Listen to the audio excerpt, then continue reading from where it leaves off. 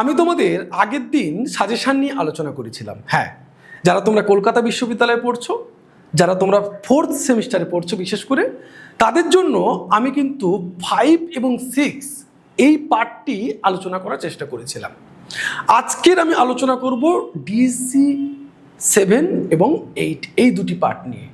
এই পার্টের যে সমস্ত প্রশ্নগুলো খুবই গুরুত্বপূর্ণ এবং সাজেশন নির্ভর, যে প্রশ্নগুলো তোমাদের পরীক্ষায় একান্ত আসবেই, সেই রকম করেই কিন্তু সাজেশনটাকে সাজানো হয়েছে। যদি তোমরা সাজেশনের উত্তরগুলো চাও, অবশ্যই আমাদের একাডেমি থেকে পেয়ে যাবে। শুধু নিচে দেওয়া ফোন নাম্বার 8620063339 এই নাম্বারে তোমাদেরকে ফোন করে নিতে হবে সরাসরি আমার সাথে। এই পার্টটিতে তোমাদের ইন্ডিয়ান পলিটিক্যাল থট রয়েছে, অর্থাৎ ভারতীয় রাষ্ট্রচিন্তা। এই পার্টের কয়েকটি প্রশ্ন আমি রেখেছি, 10টি প্রশ্ন রেখেছি। এখান থেকেই তোমাদের সমস্ত প্রশ্নগুলো কিন্তু পড়বে। যেমন প্রথম যে প্রশ্নটি রয়েছে, কৌটিল্যের দণ্ডনীতিটি ব্যাখ্যা করো, এটা তোমাদের পরীক্ষায় 100% পড়বে, অর্থাৎ পড়েছে বা পড়ে গেছে এটুকু তোমরা ধরে নিতে পারো। 100% পরীক্ষায় কৌটিল্যের দণ্ডনীতিটি পড়বে। তার পরের প্রশ্ন, মধ্যযুগীয় রাষ্ট্রচিন্তার বৈশিষ্ট্যগুলি আলোচনা করো, এটিও আমি তোমাদেরকে 100% দিচ্ছি, এটিও কিন্তু পরীক্ষায় পড়বে। পরবর্তী প্রশ্ন, মধ্যযুগের রাষ্ট্রচিন্তায় জিয়াউদ্দিন বারনীর অবদান আলোচনা করো। আর তারপরে রয়েছে মধ্যযুগীয় রাষ্ট্রচিন্তায় আবুল ফজলের অবদান ব্যাখ্যা করো। এই দুটি প্রশ্নের মধ্যে একটি 100% পরীক্ষায় তোমাদের পড়বে।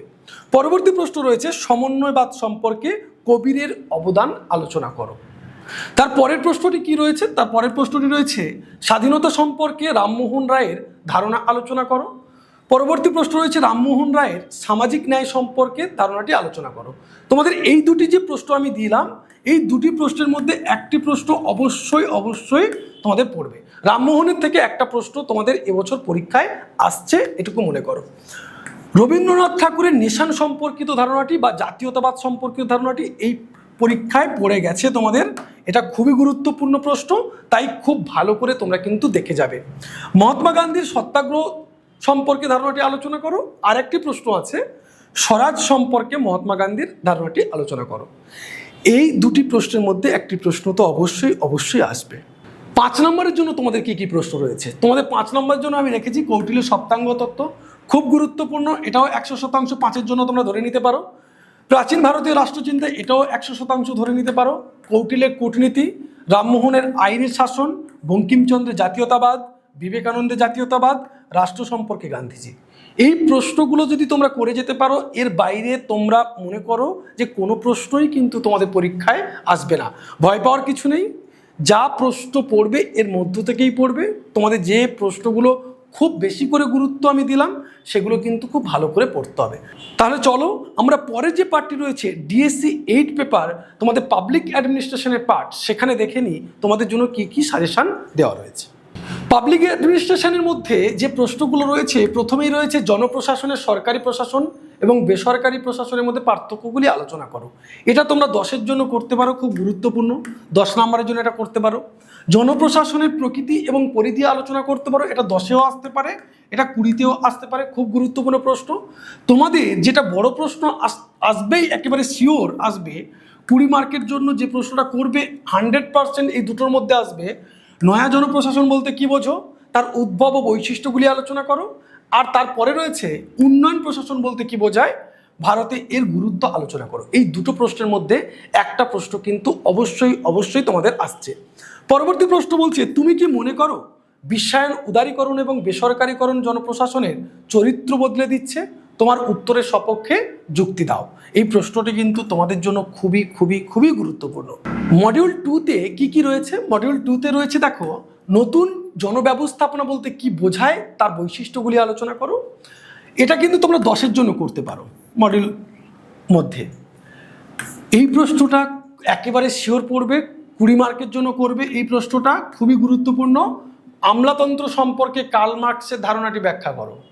এটা ঘুরিয়েও প্রশ্ন আসতে পারে, কিন্তু এইটা লিখে আসবে। আমলাতন্ত্র সম্পর্কে কার্ল মার্কসের ধারণা 100% পড়বে, একদম শিওর পড়বে, তোমরা ধরে নাও। পরবর্তী প্রশ্ন, জনপ্রশাসনের পরিবেশমুখী বিশ্লেষণের ধারায় ফ্রেডরিক্সের সালা মডেলটি আলোচনা করো। এটা তোমাদের 10-এর জন্য আসতে পারে। পরবর্তী প্রশ্ন, জনপ্রশাসনের আলোচনায় সিদ্ধান্ত গ্রহণ তত্ত্বটি আলোচনা করো। এটা তোমরা 20 জন্য করে রাখবে, খুব গুরুত্বপূর্ণ এই প্রশ্নটি। এবং অরে দিতে পারে সিদ্ধান্ত গ্রহণ বলতে কি বোঝো, প্রশাসনে কি সিদ্ধান্ত গ্রহণ অপরিহার্য, যুক্তিসহ আলোচনা করো। এটা তোমার অরে আমি একটা দেখিয়ে দিলাম, এরকম প্রশ্ন ঘুরিয়ে দিতে পারে। নেতৃত্ববিহীন প্রশাসনের কোনো কার্যকারিতা নেই, বিবৃতির ব্যাখ্যা করো। অর্থাৎ তোমাকে কিন্তু ওই নেতৃত্ব যেটা পড়ানো হয়েছে তোমাদের, ওই নেতৃত্বটাই লিখতে হচ্ছে, ঠিক আছে। লিডারশিপ যেটা। পরবর্তী প্রশ্ন রয়েছে, জননীতির গুরুত্ব কি, জননীতি বাস্তবায়ন কী হবে। এটা 20 মার্কের জন্য 100% আসবেই পরীক্ষাতে, 20 মার্কের জন্য। তাহলে তোমরা বুঝতে পারছো কোন কোন প্রশ্নগুলো কতটা গুরুত্ব দিয়ে পড়তে হবে, কোন কোনগুলো সাজেশানের মধ্যেও সাজেশান আমি করছি, সেগুলো কিন্তু খুব ভালো করে তোমরা করবে। আর হ্যাঁ, এই প্রশ্নগুলোর উত্তরপত্র পাওয়ার জন্য কাকে ফোন করতে হবে, নিচে দেওয়া ফোন নাম্বারে অবশ্যই ফোন করতে হবে। পাবলিক অ্যাডমিনিস্ট্রেশনে 5 নম্বরের যে প্রশ্নগুলো আমরা দেখতে পাচ্ছি সেগুলো কি কি, রাজনীতি প্রশাসন দ্বিবিভাজন, এটা কিন্তু খুব ভালো করে পড়বে।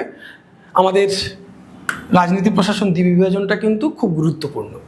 সমাজতান্ত্রিক পরিচালনা নীতি, আদেশের ঐক্য, যোগাযোগ ও নিয়ন্ত্রণের মধ্যে সম্পর্ক, প্রশাসনিক প্রক্রিয়ায় সমন্বয়, বিকেন্দ্রীকরণ, কার্যধারা ও কর্মীবৃন্দ, যেটা আমরা লাইন অ্যান্ড স্টাফ পড়ি, ক্রমোচ্চ স্তরবিন্যাস, আমরা যেটা হায়ারকি বলি, এবং কর্তৃত্ব।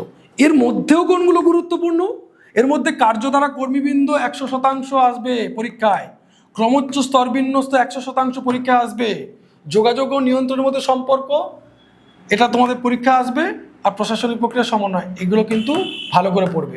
আর এই আদেশের ঐক্য, কার্যধারা কর্মীবৃন্দ, ক্রমোচ্চ স্তরবিন্যস্ত, এই 3টি কিন্তু তার মধ্যেও খুব গুরুত্বপূর্ণ তোমাদের। ভিডিওটি যদি শেষ অবধি দেখে থাকো তাহলে ভিডিওটি বন্ধু বান্ধবদের মধ্যে শেয়ার করো এবং লাইক করো, আর অবশ্যই চ্যানেলটিকে সাবস্ক্রাইব করবে। দেখা হচ্ছে তোমাদের সাথে পরের ভিডিওতে। ভালো থাকবে, সুস্থ থাকবে।